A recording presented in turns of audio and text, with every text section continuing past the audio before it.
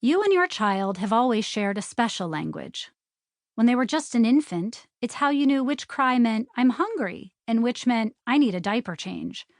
It's how the mysterious squeal, "Bargdoor," that stymied babysitters or grandparents was instantly clear to you as your 2-year-old's way of asking for her stuffed dog Benjamin. From the day they were born, you and your child have been developing your own language together. Until middle school. At around age 11, kids begin the normal and necessary work of pulling apart from their parents. As tweens set their feet on the long path to adulthood, the first and most important thing they do is begin to establish their own identity. Simply put, this means figuring out who they are apart from you. Just as the job of language is to tie groups together, the job of tweens is to break ties apart. Although the process can be painful, kids who don't begin to assert their independence in adolescence have difficulty establishing healthy partnerships later in life. A key element to avoiding toxic or codependent relationships is for each party to have a strong sense of self. But this only happens when we allow young people a chance to figure out their own styles, values, interests, and beliefs. While it helps to know this kind of separation behavior is on track developmentally, and your child isn't surly or contrarian for no good reason, it can still feel like rejection, made even more difficult when your child starts being exposed to a wider array of experiences, many potentially dangerous. It's natural that you'll want to protect and support them through it all. Protecting and supporting are hard to do when kids become tweens because one of the first things they often do is shut down communication. Parents, often blindsided by this, turn up the volume. They become like tourists in a foreign land trying to figure out how to communicate with the locals. Have you ever witnessed a frustrated adult trying to get their point across to an aloof 12-year-old? They're reduced to saying the same things over and over again, increasingly more slowly and loudly with every iteration. I said to put down the iPad.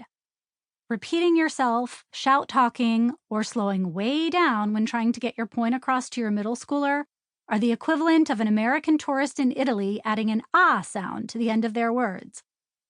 I like-a the pizza, please-a. It doesn't get the job done, and you come off sounding clueless. So how do we reconcile a tween's need to separate from us with our parental desires and obligations to keep them safe, smart, and connected? We learn to speak a new language. This isn't intuitive, but it will be easier than you think. This audiobook will be your guide and translator. Since I started working with tweens and their parents, a lot has changed. Back in 2005, social media wasn't on anyone's mind, and the most exciting piece of technology a kid could get their hands on was an iPod Touch. Suicide rates have risen by 30% since 2000, with the highest spike seen in girls ages 10 to 14.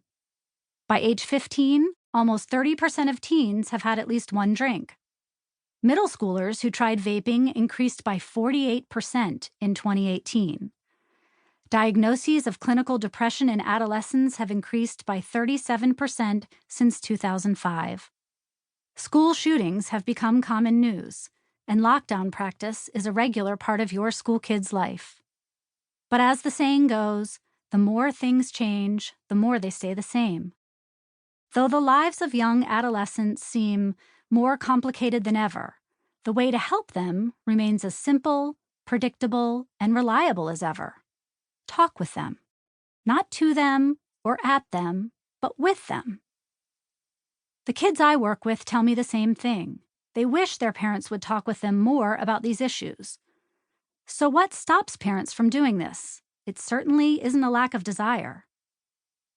Take, for instance, my friend Sonia, a working mother who always prided herself on her close relationship with her daughter, Elaine. They were the kind of duo who shared private jokes, enjoyed girl time on weekends, and chattered away like old friends, whether in the car or sitting together at a school function. But when Elaine hit 7th grade, she started pulling back from Sonia, spending more time away from the family and resisting her mom's attempts to crack shared jokes. When Elaine began to rush through family dinners, kept her headphones on during car rides, and turned down offers for manicures on the weekend, Sonia started to worry. I'd offer to do the things she loved, like we always used to do, but she didn't want to do anything. I started offering to let her bring a friend, but she even said no to that.